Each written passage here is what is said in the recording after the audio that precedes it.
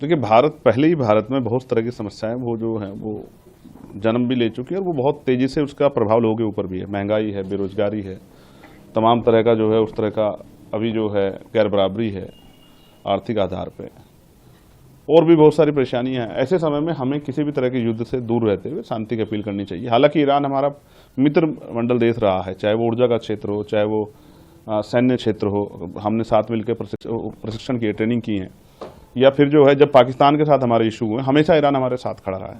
आज इस धर्म का भी जो है राजधर्म का भी पालन भारत को करना चाहिए था, लेकिन हमारी सरकार नहीं कर पा रही है। क्यों नहीं कर पा रही, किसका दबाव है, इसका जवाब भी सरकार को देना है। लेकिन हम लोग, फिर मैं आज कहूँगा कि डॉक्टर बाबा साहब अम्बेडकर ने कहा था, डॉक्टर बाबा साहब अम्बेडकर ने, कि हम प्रथम रत्न भारतीय हैं।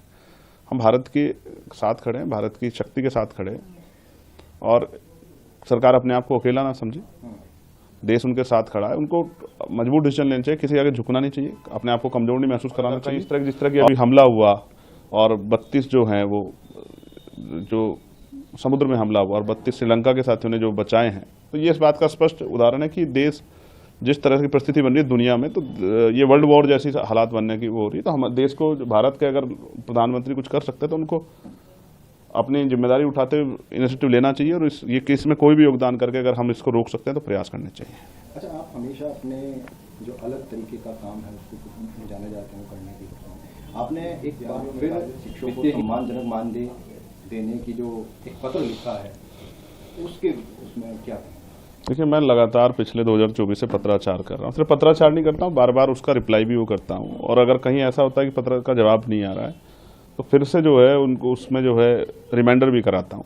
देखिए, जो उत्तर प्रदेश में 23,000 ऐसे माध्यमिक विद्यालय हैं जो वित्तविहीन हैं। अध्यापक जो पढ़ाते हैं, गुरु जी वहाँ जो टीचर्स पढ़ाते हैं, हमारी महिला जो हैं गुरु जो हैं वो पढ़ाती हैं, और ये एक शिक्षा का क्षेत्र ऐसा क्षेत्र है कि जहाँ से जो है भविष्य तैयार होता है।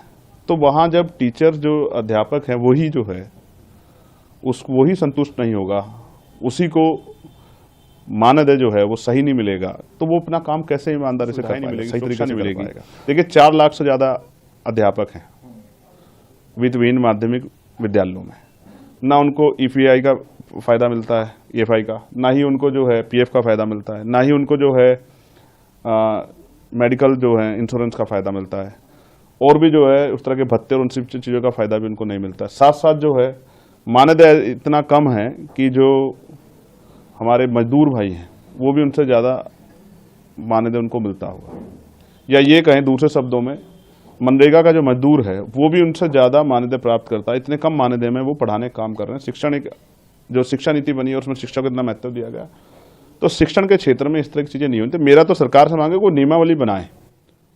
जब हम न्यूनतम वेतन को समझते हैं, जब हम ये समझते हैं कि भाई गरिमाई जो है वेतन मिलना चाहिए, सम्मानपूर्वक वेतन मिलना चाहिए, तो उनके लिए एक नियमावली, 4 लाख अध्यापक गुरु हैं जो वित्तविहीन माध्यमिक विद्यालयों में पढ़ाते हैं, उनके लिए एक नीति बनानी चाहिए, एक नियमावली बनानी चाहिए कि कम से कम इतना मानदेय तो उनको मिले कि वो अपने परिवार का गुजारा अच्छी तरह कर सकें और अपने काम को भी संतुष्टि भाव से कर सकें, जो बच्चों के भविष्य बनाने का काम है।